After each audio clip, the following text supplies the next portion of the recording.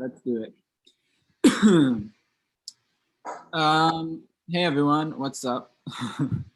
Thanks for coming. I'm Walt. I'm one of the founding members of the LESCSS along with these other guys, which is also the Lower East Side Cactus and Succulent Society. We're a club and we're a nonprofit organization, and we started kind of just as like a small group of creatives who all loved cactus and succulents. And, we wanted to kind of share knowledge and tips and, passion with each other. And also with like-minded individuals, not just like a bunch of professors or something. We have kind of a shared interest for plants that I think are not that common in cultivation, as you'll see here. And, since we started, we've kind of broadened into a larger community-based group, which obviously still has a very large focus in plants, but also with the arts, environmentalism, and social justice reform. We really are trying to focus on community ties, I would say, between with each other and also, our greater community. Today is the first of 3 lectures that is hosted by the LESCSS in collaboration with Dover Street Market. We'd like to thank Dover Street for their support here. They've been really amazing. We also actually have 3 shirts available as a part of this collaboration as well, including a cool collab with Online Ceramics. These are available online and in store at Dover Street, New York. And then we also have a bunch of hand-selected plants, very cool stuff. And those are in-store only at Dover Street Market, New York. So maybe if after this you're kind of inspired to pick up a new desert dwelling friend, then you should definitely head on over to Dover Street Market and pick one up, because all of the profits for both of these things will go to our community center project, which is going to be a nonprofit physical space in the Lower East Side. It's going to house our plant collection as well as be an alternative learning space. So if you enjoy this or any other of our programming, we'd really appreciate any contributions. You can learn more about the Community Center project at thecenter.lescss.org. Maybe we can put that link in the chat for everyone. Yeah, add that. Awesome. Also, guys, remember, so you're right now in the first lecture of 3. It's going to be the next 2 Saturdays. Next week, we have a really cool lecture about the Welwitschia mirabilis, which is my favorite plant, probably. It's going to be super funky. And the weekend after that, we have an amazing lecture by Zach and Parker, who are in this one right now, founding LESCSS members, and they're going to be talking about an amazing trip they took.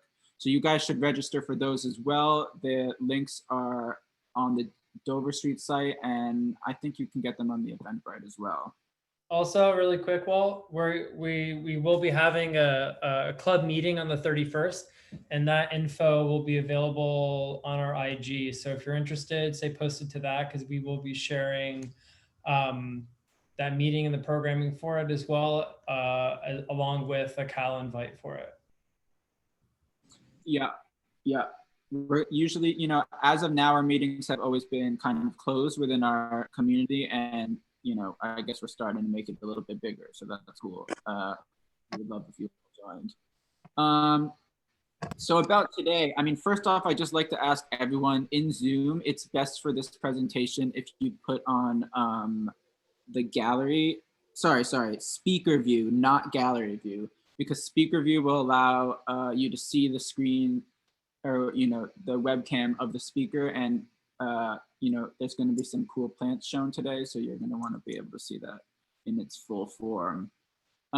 Just to get us started though, so cacti, as you guys might or might not know, come from all across the Americas, or the New World as they say, and in evolutionary terms they're relatively new. The succulents we collect are mainly from South Africa and Madagascar, or the Old World. And you can find them globally, though, in certain cases. I think that everything we say today is going to be kind of about our experience growing plants. And, it definitely can be used as a guide, and these tips can definitely be used for your own experience. But, you know, part of the fun in all of this and also part of the challenge is kind of finding what works for you and what you prefer, and, you know, kind of building your own world there. So, you know, this can kind of be a jumping off point. I'm Walt, as I said before, or Walter, I guess, in professional terms. With me, we have Joe, Zach, Parker, Marco, and John, who are also founding LESCSS members. And we're going to kind of run through just some basics of, you know, growing, looking after, and generally loving desert dwelling plants. If you have any questions at any point throughout the lecture, you can type them in the Q&A box. I think that if it feels right, maybe the speaker can answer them as they go on. And if not, we're going to do a Q&A session at the end. If you'd like to wait until the end, that's fine too, because that can give us a chance to kind of unmute you guys and it can be a bit more of a conversation. Yeah, so I think, you know, for me, that's kind of it. I'll pop back in at the end. But for now, I'm going to hand it over to Zach, and he's going to kick us off here. No, I'm going to start. Oh, you're starting, dude? Sorry, that was a big mess up. You're doing water? Water's first, right? Yeah, water first. Sorry, Joe. Yes. This is Joe.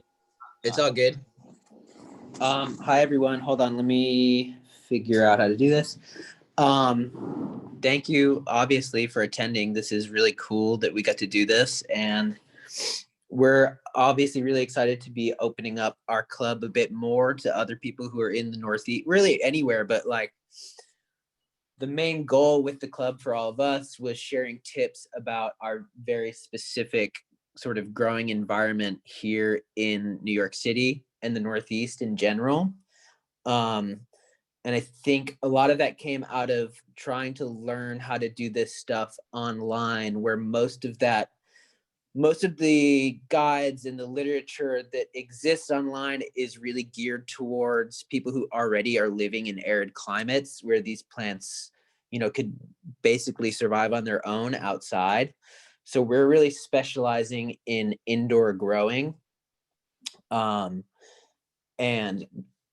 indoor growing and growing under lights, and really trying to recreate habitat as much as we possibly can in a really obviously different environment than where most of these plants are typically found. So I'm going to start today just by talking about best practices that I found with my own collection and my own practice with watering plants, and how to do that, and different methods for doing that, when to do it, blah, blah, blah, all that stuff. And obviously, as we go through it, feel free to hit us with any questions, and I can either answer as I'm going, or we'll get back to it in the Q&A section. So I just want to start basically by saying that obviously all these plants that we're growing, cacti and succulents and other sort of weirdly exotic plants that some of us have in our collections, I feel like there's a common misconception that these plants don't really need water, which, you know, in relation to other house plants is somewhat true. But I think what I found over the course of collecting is that for these plants to really grow and be happy, you need to be really actively watering them throughout the year, but with seasonal differences. And the other big thing that comes up with water here is that cacti and succulents, as a sort of umbrella term, covers a really wide range of differing watering needs, with like some plants really being very, very sensitive to watering, and others needing much more water than you would probably expect from a cactus or succulent. And in my collection, I feel like I have a pretty wide range of stuff I've found that has really differing watering needs over the course of the year. And the other thing, I think, before I switch on and start showing you guys some of the plants and some of the methods to think about when you are considering water for your plants, is that, and this is something that Zach brought up yesterday, is that I don't think we should conceive of water as something that, you know, basically is coming out of the faucet and existing, that the plants are only getting it from us through the watering can, but this is something that exists atmospherically. And in some ways, that's one of the biggest differences about growing in the Northeast, is that we live in a way more humid environment than any of these plants really exist in, with the exception of some, maybe. Yeah, so, and I guess with that, I can sort of switch over. Let me figure out how to start my video. Joe, I'm gonna hand you off, all right? Okay.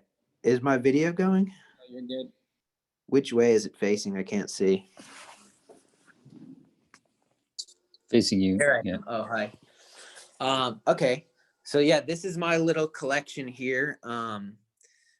And it's sort of, I mean, we'll touch upon lighting and pests and all the other things that and soil that can be an issue when growing these plants indoors. And as you can see, I mean, I have everything in a north facing window because that's just the only window I have. And everything is supplemented with a lot of light, and the amount of light that you're getting is also going to really determine how much water you're going to be using for your plants. So just to start, I wanted to show you, these are some of the plants that I pulled from my collection. I got this little Conophytum upcordellum, some lithops whose species I'm not exactly sure of because I don't know. A buophony, this little elephantipes, Dioscorea elephantipes, and a Pachypodium bispinosum.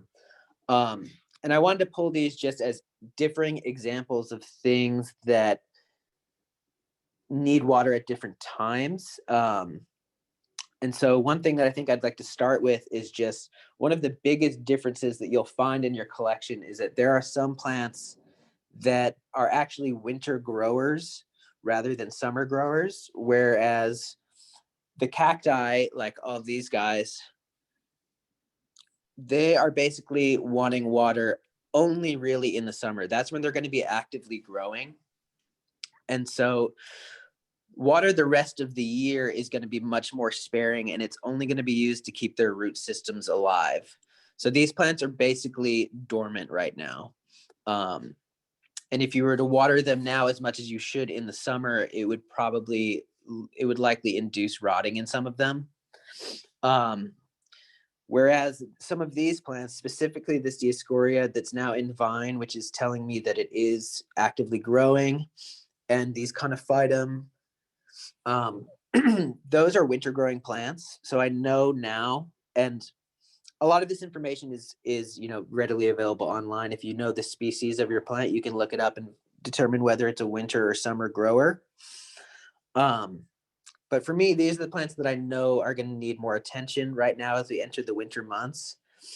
And one thing that's interesting too, specifically about like the Conophytum, and I don't know if it's catching that in focus. This is a plant that grows in very similar regions as these lithops, but the Conophytum is a winter grower, whereas the lithops are summer growers. And so I don't know if you can see. Can you guys tell me if this is focusing at all on the plant? I'd move it back a little bit, but Move it back. You probably can't see it really because it's not focusing that much, but I can tell right now, just looking at the plant, that it needs water, just because there's all these tiny striations on the body. It just looks actually wrinkled and shriveled.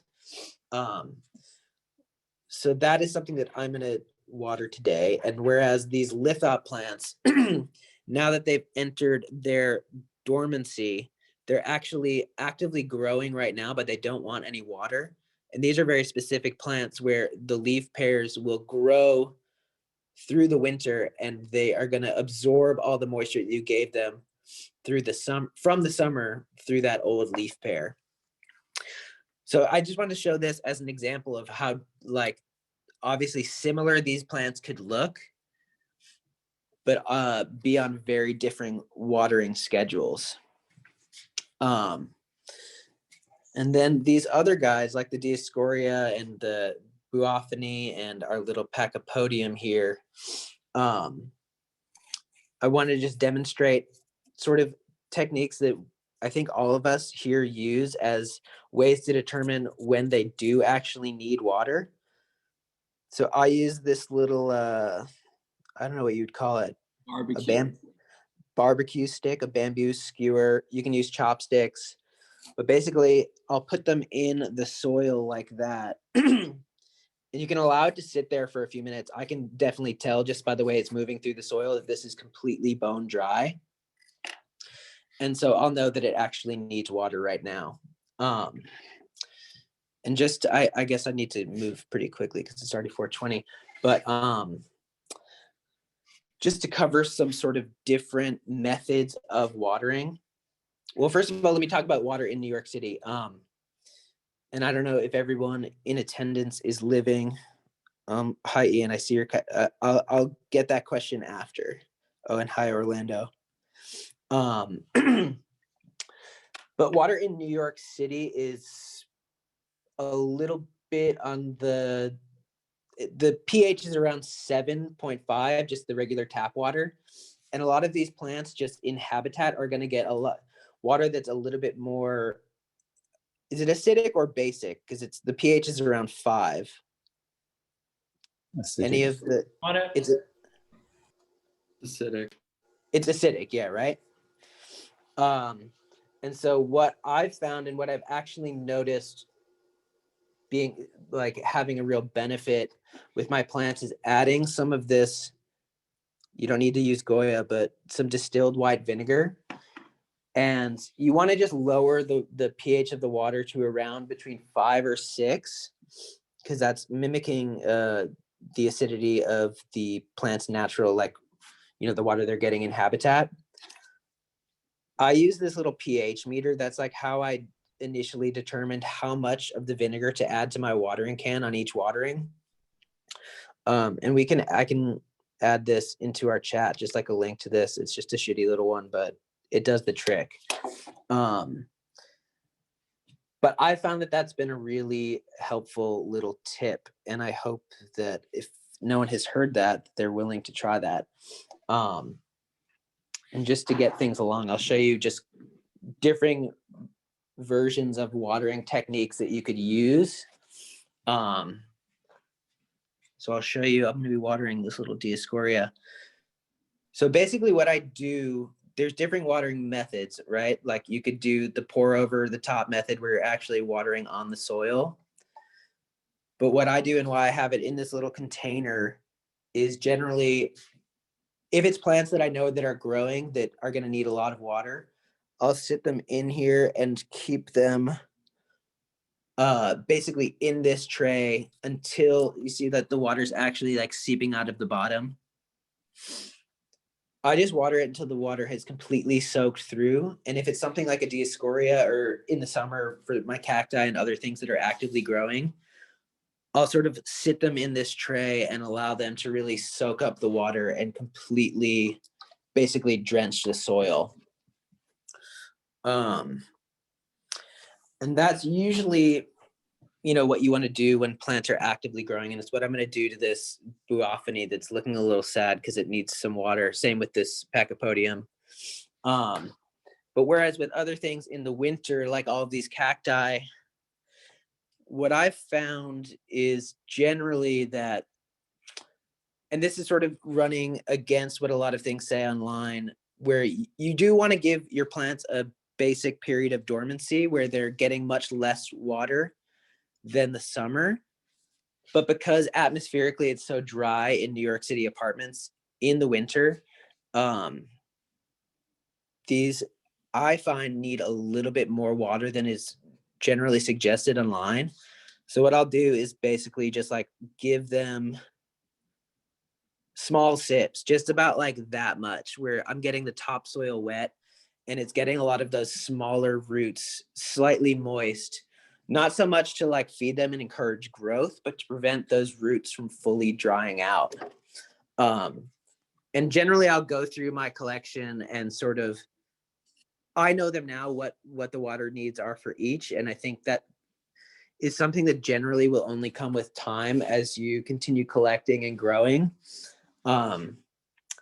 But it's a year-long thing, and knowing the seasonal needs and the differing needs, I think, of all your different plants is going to be very important.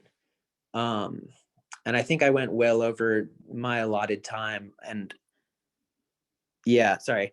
So I guess I will just end it there. And I know I probably didn't cover as much as I was hoping to. And if you have any other questions about watering or anything, please just ask in the Q&A. Thank you, Joe. Thanks, everyone. All right, now it's on to, what are we moving on to? Lighting.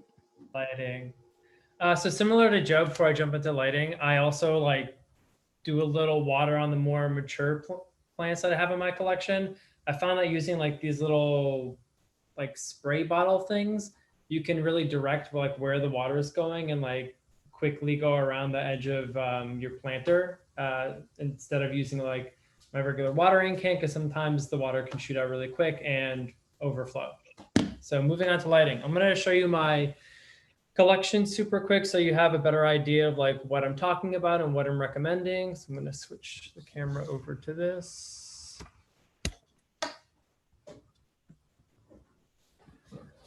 Okay, so this is a southwest facing window. Wait, I think somebody needs to switch over his camera. Yeah, we'll start this. There you go.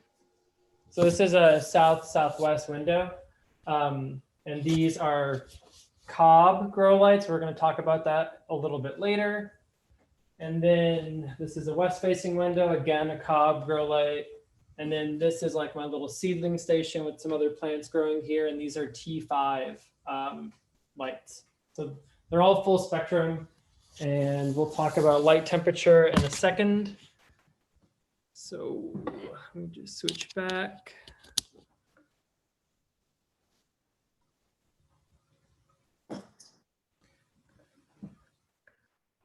We got you, you're back. Cool. I'm just going to switch my camera back so I can get my two monitors set up. Okay, so lighting, right?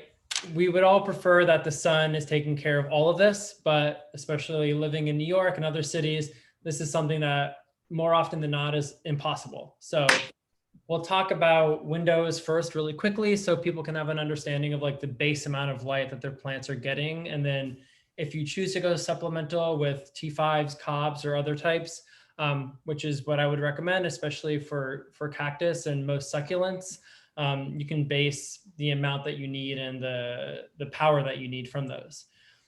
So south facing windows are obviously the best to receive the most sunlight during the day. So what that means for your plants is they're getting the most natural sunlight throughout the day.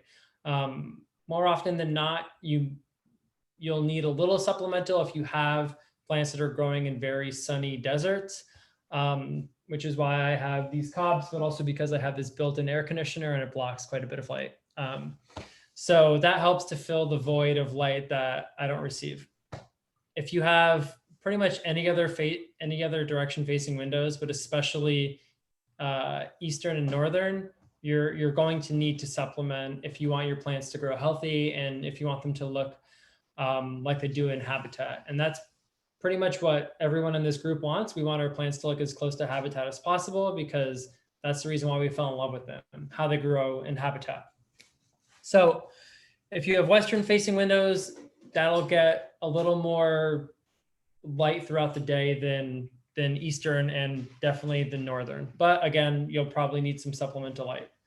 And if anybody has like specific questions of what that is or anything, you can hit us up in the chat or DM us once you check the direction of your windows and everything in the days that follow. So supplemental lighting, like I showed you, these are cobs, and then the bigger guys are T5s. That just refers to like the technology being used to create light. This is, so what cob means, it refers to how the LEDs attach to the panel. So there's no space, which makes it much more dense, and it creates a higher output of light. And the T5s are fluorescent. Those are going, that type of technology was much more common in the past, but as LED technology furthers itself, people are leaning more towards that because of the output and the energy efficiency. So something else to take into consideration is like the Kelvin value of the light. So when you read something like 3000 K, 4000 K, that's what that's referring to. A really good middle ground is 3500. So that will help your plants to grow more similar to habitat. And if you're using like a 3000 K or lower, that'll help with flowering, and 4000 K and higher will produce more like vegetative growth, or it'll show you your plant getting bigger. And so my T5s are a higher value Kelvin. So that's why I have most of my seedlings and like propagation stuff happening over there, because it's going to help them get bigger faster. Whereas these cobs are I think they're 3,500 or 3,000. That's going to help my plants to look as close to habitat as I can get here. Something else to consider is like the seasonal difference that light naturally occurs. Obviously, we know like the winter right now, it's getting dark already, which is not great for us, but that helps to induce dormancy in your plants. So something to think about is, at summer when it's getting dark around like 9:30, 10, and in winter when it's getting dark around 4:30, your plants want that as well. So I use timers so I don't have to think about turning things on and off. So my timers go from like, I don't know, 8 or 9 hours, maybe like 9 hours in the winter time. And then I will progressively make them stay on longer as the growing season approaches, and then do the same thing, shorter, moving into winter.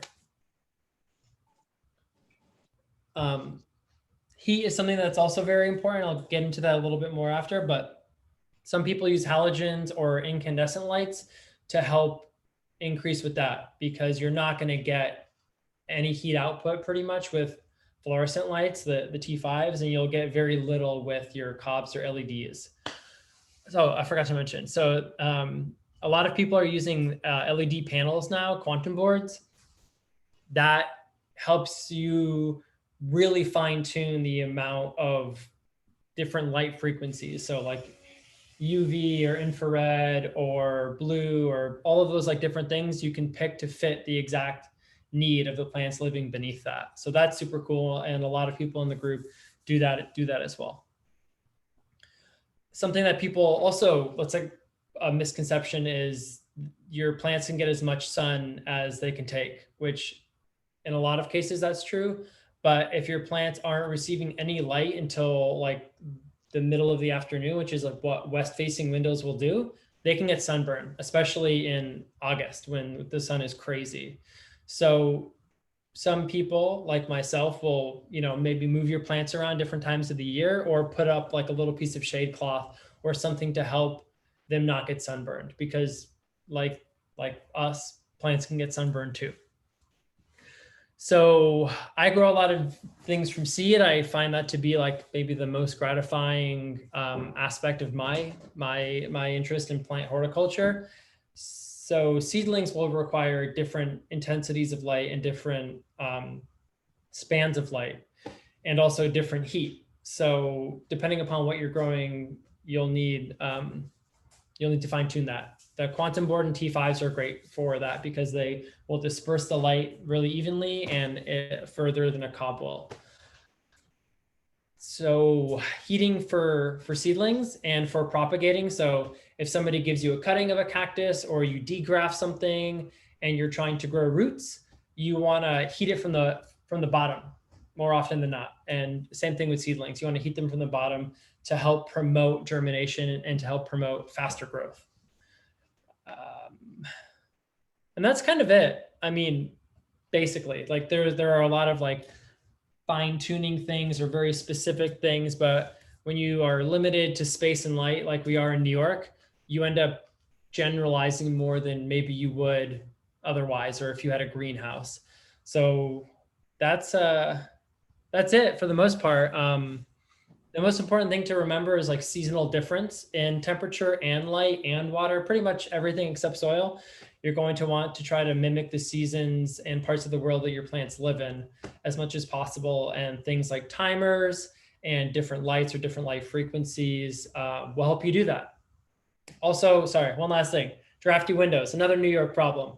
You want to try to take care of that as much as possible because those slight drafts can cause your plants to rot, especially if you're infrequently watering them. Water and cold does not mix well for cactus and succulents.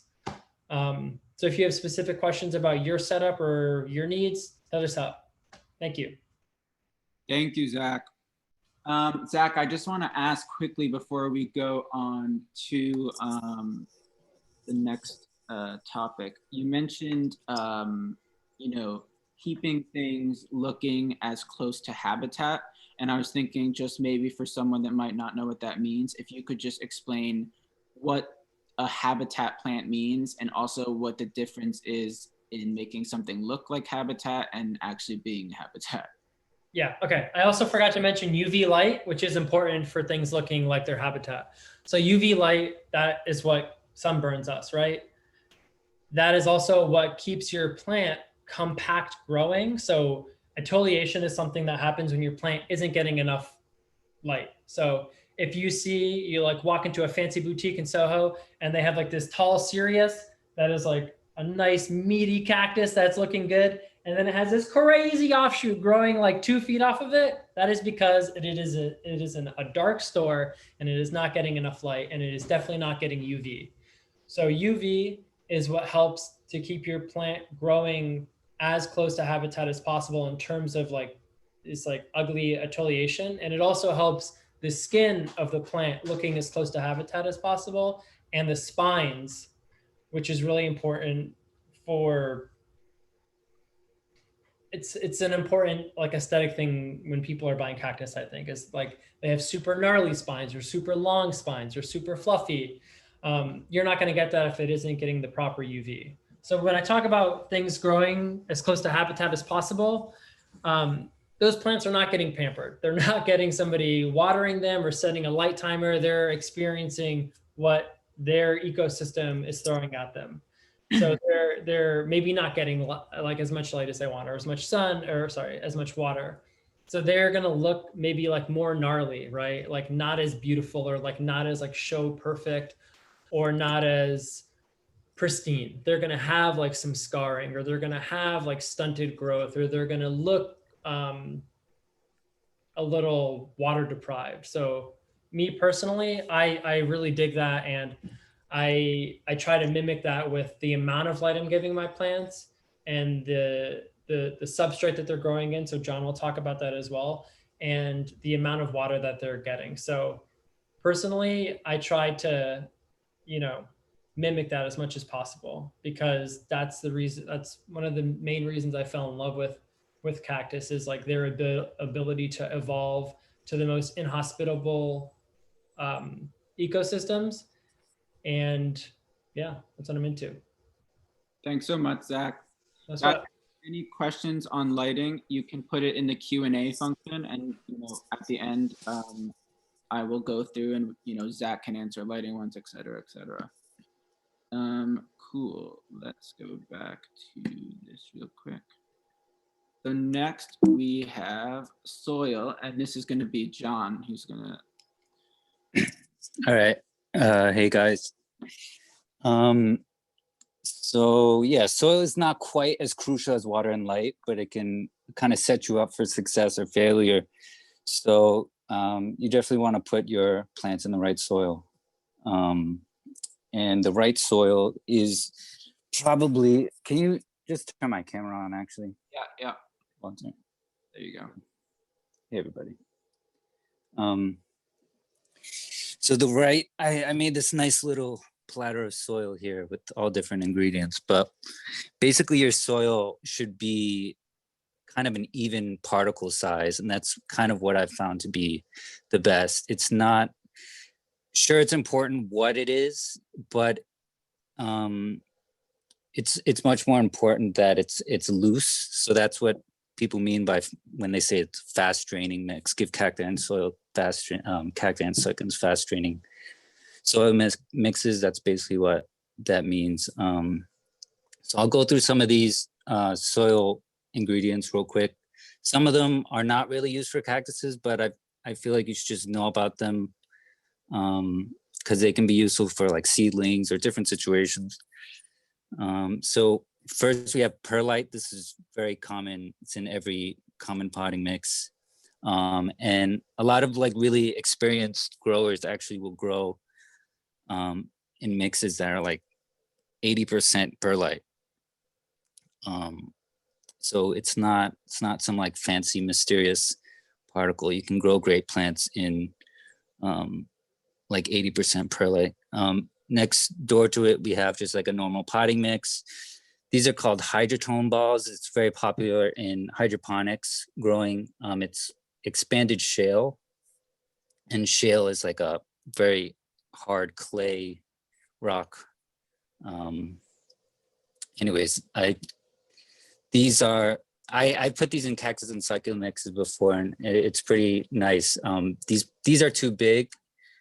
I've usually cracked them and put them in soil, but breaking up into smaller particles. But anyways, these are, this is pine bark. Pine bark's really great to add to soil. It holds on to beneficial bacteria. Definitely recommend putting that in your mix. This is vermiculite. Wouldn't really recommend using vermiculite in your mixes. It can kind of get mushy, but it does have some uses. This is lava rock. Lava rock can be a nice top dressing. You can also use it to loosen up your soil. Generally would not, pick it as my number one thing to add to soil, but anyways, next is pumice. Pumice is probably the best single ingredient for cactus and succulent mixes. Some people will grow like 100% pumice. Their mixes will be 100% pumice, and they'll grow great plants. It's whoops. Okay, can you guys see me? Sorry. Yeah. Got you. So the next door we have turfus. Turfus is this is what baseball fields are. I don't know what to call it, paved with, or I don't know. But this is all what's called calcined clay, which basically means it's just fired clay particles. This is pretty good. It's not the best, but you can add it to your soils. And maybe just for time, I'll skip this side because they're only for really special situations. Sand, just in my opinion, it's garbage. I would not add it to your soil mixes. And in the middle is granite. Granite is really great for loosening up your mix as well. There's a lot of kind of high-tech experimental growers that will grow in granite mixes, and it's also a nice top dressing. I'm just going to show you, just if that was too much for some of you. This is a very basic mix. This is like your standard mix that you can grow, many plants in. Not 100% of plants will like this, but for the most part, this is like kind of the old school soil mix, what it looks like. And it's basically 50 or 60% perlite or pumice, either or, and 50% or 40 to 50% compost or regular potting soil. And you can grow most anything in that, So if all of this is too complicated, or you don't really want to get experimental on a nice plant you just bought, you can just make that mix. But yeah, how much time do I have left? How long have I been going for? All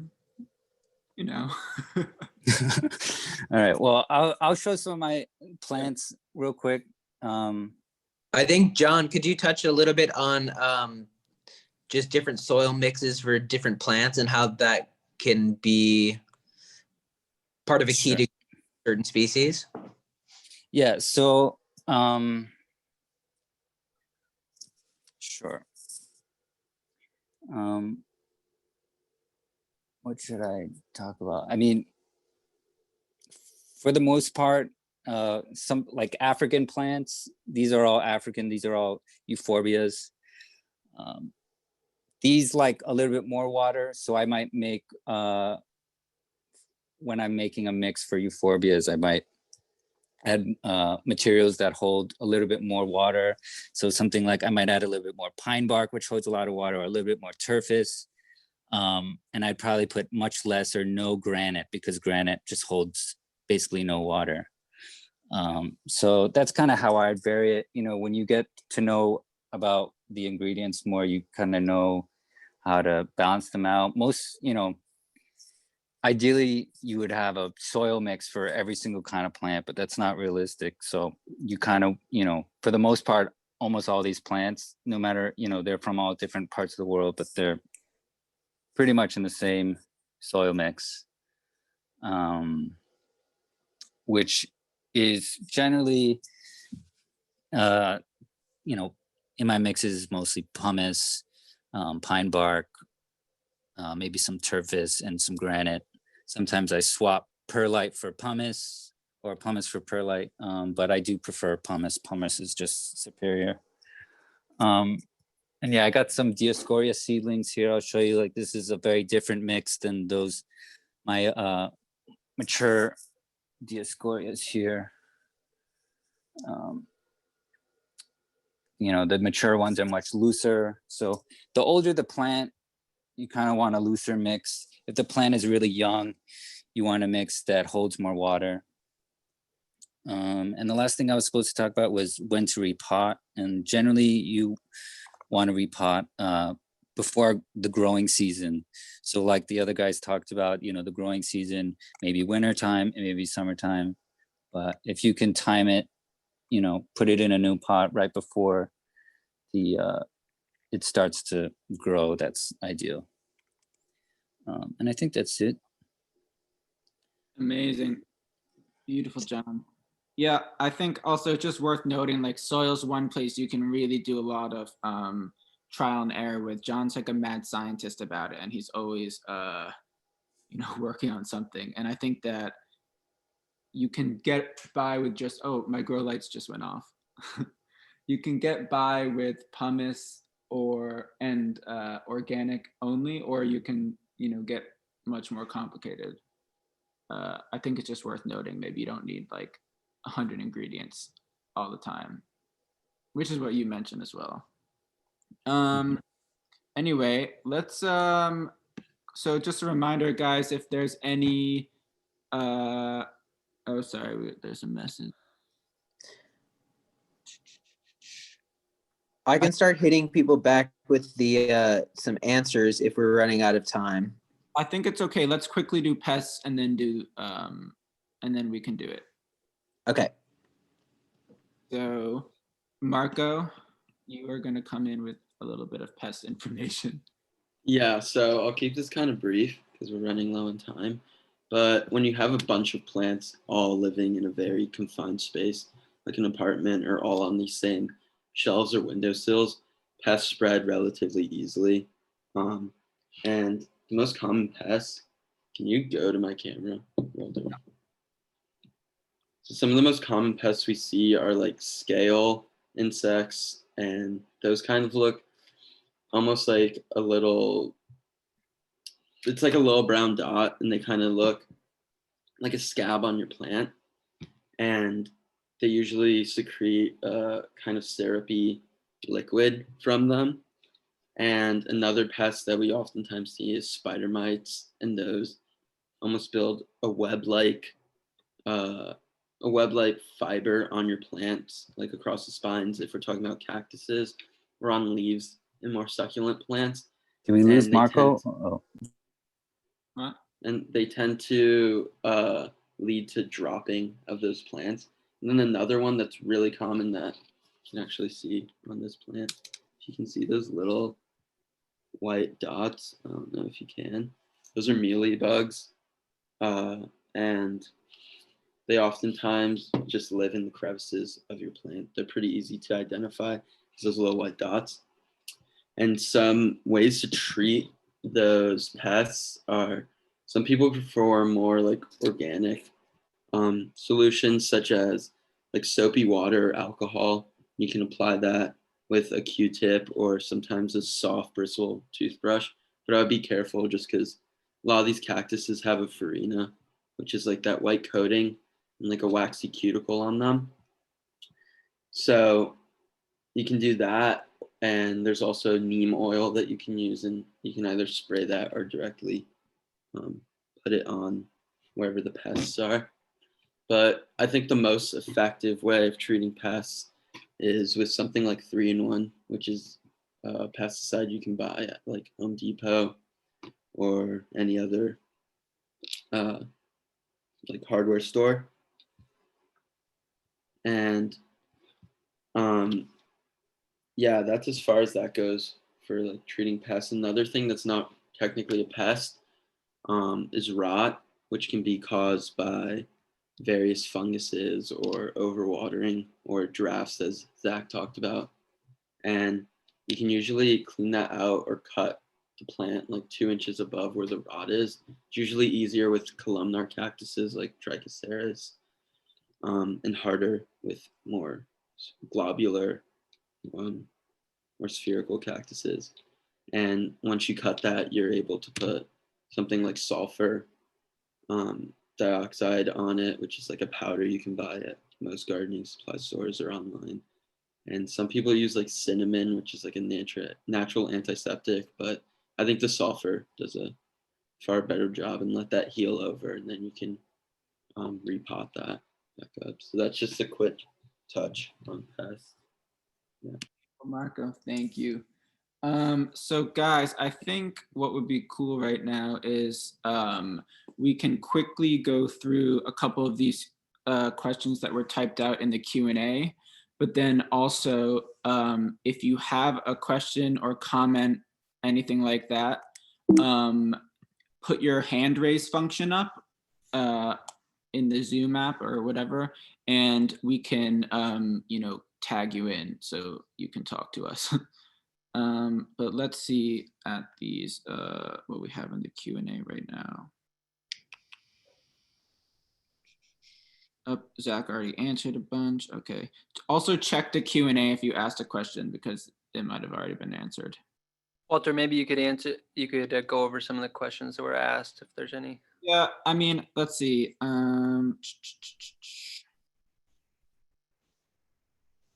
How often do you need to refresh soil? I think that's a good question. And Joe said, typically every 2 years is the rule of thumb, but more of the crazy growers will keep their plants in the same pots for decades. Joe, and I also agree with this last part, is, he kind of only repots when you see the roots growing through the bottom, and that means it has outgrown its home. Sometimes plants are strong enough where the roots will literally break the pot when they're too big. But yeah, there's a lot of factors that play into it too. Like you can keep basically what repotting, there's two different sort of issues when you're talking about repotting. One is when a plant has outgrown its container, and the other is when a plant has been in a container so long that it sapped all the nutrients out of the soil. And that can sort of be remedied by fertilizing, which we didn't really touch. I didn't touch too much. I didn't touch at all upon in watering, and is sort of a separate subject that if anyone has questions about, we can cover that in, like, if you want to DM us on Instagram, we can help you out there.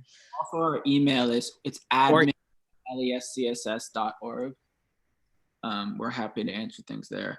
I think it's worth noting also that we visited an amazing grower in California who's arguably, I think, one of the best at what he does. And, there was plants that in plastic pots that he had not repotted and, like literally since the 70s, I think. So, I mean, I wouldn't go overboard. That's like my instinct always with that. Let's see. Like, just super quick, you can always unpot your plant if you're concerned about roots or like root rot or any pests in your roots, and then just put it back in the same thing. Like once you get like a little more advanced in your plant trade, you can trim back the roots, let that dry and callus, and then repot it in the same planter if you're like emotionally or aesthetically tied to that planter. For sure. Okay, Paul was asking if adding coffee grounds soil will help in any way. No, I would not do that. Cool. I think you can add it if you can, you know, compost it, and then you're using the compost in your soil. That's cool, but yeah, I don't know. That's like it may be, I don't know. I forgot why people. It makes it more acidic for sure, but Yeah. Oh yeah. I think in terms I don't know. of, I wouldn't do that though. I wouldn't do it either. Yeah, I would say stay away from that. Amy asked a fairly complicated question about her own setup, but Zach, maybe you could answer her personally because it's about hers. Yeah, I'll hit her back. Let's see. Thomas says, how do I know when my plant is ready to come out of dormancy and to increase watering? I mean, a lot of times they show you, especially the leafier plants like African stuff will start putting out new leaves. But anyone else have something to add there? A lot of times too, these plants start growing again when they're given a trigger from the atmosphere. Like when it becomes the rainy season again in a lot of these places, then they're actually getting water, and it wakes the plant up basically and tells it, hey, it's time to start growing. Like, you know, so I think generally rule of thumb, at least for myself personally, I wait until around late March, early April to sort of start a more healthy watering regimen. And you do want to taper up. You don't want to immediately start drenching your plants on, you know, the first day of spring, because that can kind of freak them out. But yeah, I think in general, once you start watering them more and doing it in a gradual way, they'll wake up and they'll start growing. So Lance asked about seedling care. So I would say once they start getting to like the top of your humidity or close to the top of your humidity cover, you want to start like taking it off for parts of the day. And then as they seem to be getting more hardy or acclimatizing, then you can just remove it fully. And then that's what I do, right? And then I miss them maybe once or twice a day to help with that, with supplementing their ambient humidity for seedlings. Great. Let's see what else we got here.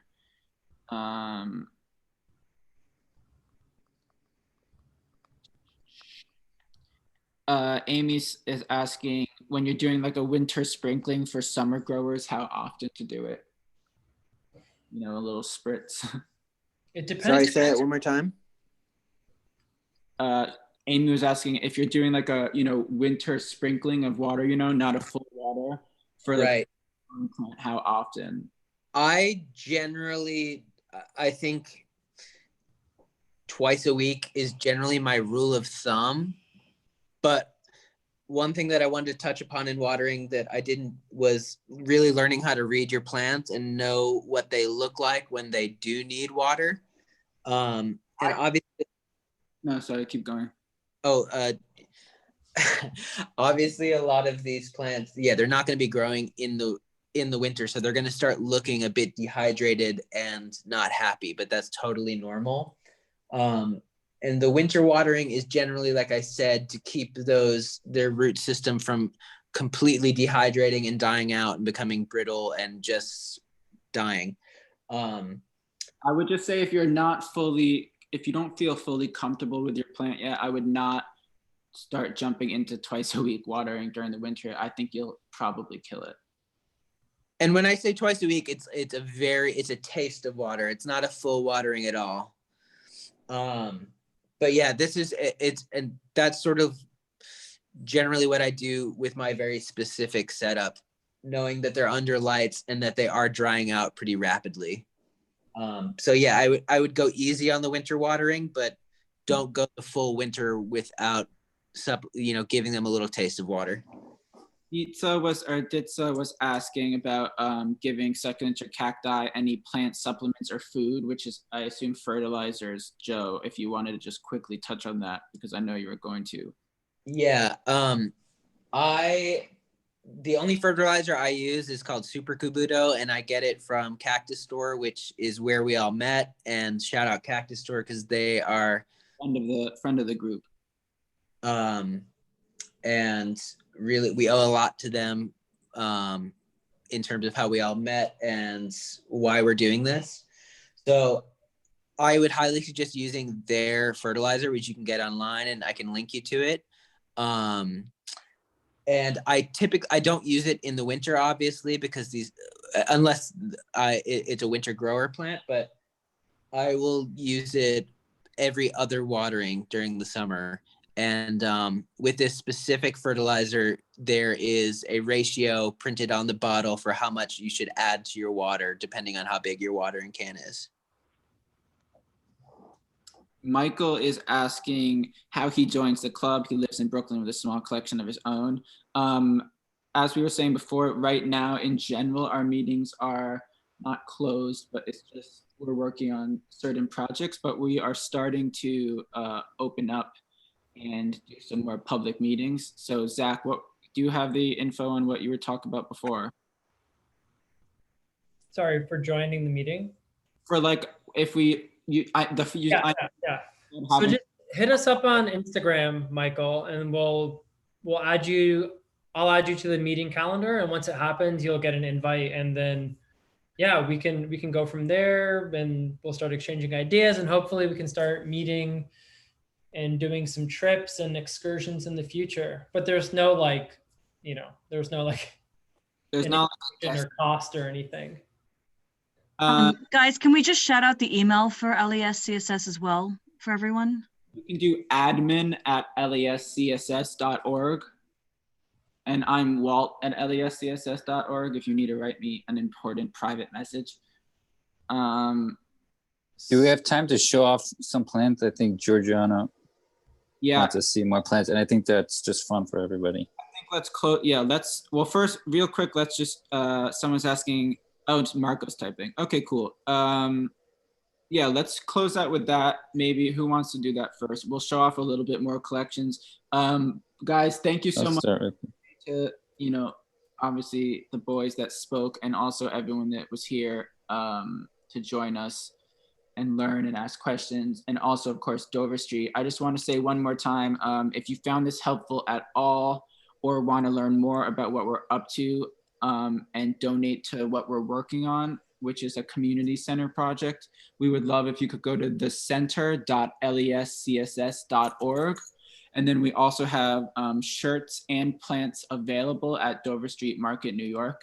The shirts are available online as well, and the plants are in-store only, and all of the proceeds will go to the project. And the links for places to find these things are in the chat. Yep. The links are in the chat. Cool, guys. Who wants to show off some plants?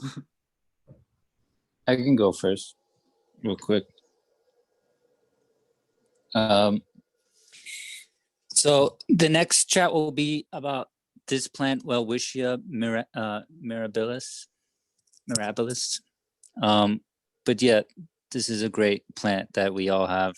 There's 4 of them here. There's a lot of what's called volunteer plants also in the pot, but it's only these 2 leaves. I'll show you one of my newest plants. This is a South African bulb called, I'll put it against the wall, Bulbine torta. It has these really great, like, curly leaves. These are also South African bulbs, Masonia. They're called Masonias. I forgot the so cool. species. Yeah, I just got those. What else is cool? I'll bring something out that most is probably one of my rarest plants, and it's not a cactus. But I guess you could call it a succulent, but it is what's called kind of a caudex. It has what's called a caudex, and this is a Lechinopteris. It's what's called an ant fern. And it's really wild looking. It looks like lava or something. Oh yeah. This is another pretty rare one. This is a Dakarya Madagascariensis. It's got these zigzag branches to it, which is pretty cool. And yeah, that's it. I'll let somebody else go. I can go, I guess. Anybody else want to go? If not, I'll keep going. This is this is a plant that people poach regularly because of its beauty. And Is my because- connection bad? Can you guys hear me? Yeah. You're good, John. Hello? Zach's gonna keep going. Okay, good. So this is a plant that is always poached and has been getting worse and worse over the last several years. So I'm showing this seed grown plant to prove that if grown in the appropriate conditions, so this came from a greenhouse in California, that it can look almost as good as the habitat plants, but this is a Copiapoa columna alba. So with the appropriate UV and all of those conditions, you can still get the incredible spination, and you can start to still develop farina over time, which is what keeps them looking white or pale on their skin. So grow your plants from seed, don't rip them out of the ground. That's it. I'll show some stuff. People. This is a small little Polycephora, Yeah. Trombuliformis. Super cool. Kind of rare. They have these crazy scales on them, or look like scales. These are super cool. And then on the Copiapoa train, I have this seed-grown Copiapoa, Hasseltoniana, and super good. Looks similar. Like came from a greenhouse in California as well. Marco, how old do you think it is? Georgina's asking. The Copiapoa. Yeah. No clue, but I'd say somewhere around like 15 years old, somewhere around there. Yeah. Have a really old Monte Cana Medicinorium that has this crazy form to it. Kind of looks like it's melting. Super cool. Yeah. That's all. I'll show one thing real quick. This is a very special Astrophytum that I got, actually grown from seed here in New York, in Long Island, rather. It's an Astrophytum Ornatum, and it's a variegated one. I haven't had it for very long. I actually just got it recently, but it was grown by a friend of the group who lives out on Long Island.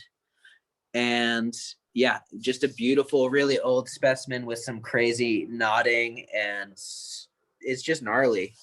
And hopefully I'll give it a good life here in my apartment. Other than that, nothing really too crazy. I got this variegated, why can't I think of the name? Philmania. Ubomania. Yeah, Ubomania pectinifera, that I got from another friend of the group who got it from a grower in Texas.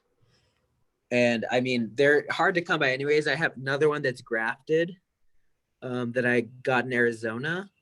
Or no, I also got this in California. But this guy is just maybe one of my prized possessions of my collection. That's kind of it for me. And maybe it for the talk. I think that's a wrap, guys. Thank you. Oh, all. wait. So we had, oh no, Tom, never mind, sorry. Guys, please come to the next two talks. They're going to be really cool. And yeah, I think that's about it. Again, email us, DM us, whatever, if you want to get in touch. And please donate and buy our shirts. Thanks, guys. That was awesome. Thanks everyone so much. Thanks, bye. Thanks Thank all you. for coming. Rocking, guys. Awesome. Talk to y'all soon. Bye, Chunk. Later. Bye.